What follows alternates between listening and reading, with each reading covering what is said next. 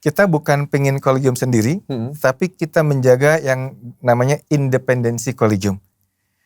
Karena kolegium tuh kalau tidak independen, nanti bisa bahaya. Kalau dia kemudian ada kepentingan-kepentingan lain di luar kepentingan akademik ilmiah, kolegium itu kan academic body.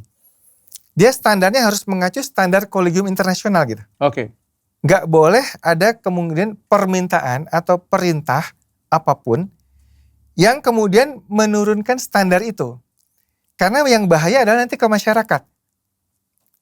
Ya, ke masyarakat. Kalau misalkan contoh lah, ini saya mau misalkan contoh ya, dokter umum itu diajari operasi paliatif bedah jantung dong.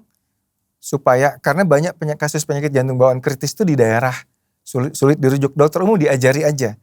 Nah kalau keputusannya seperti itu, ya, itu kan berbahaya buat masyarakat, gitu.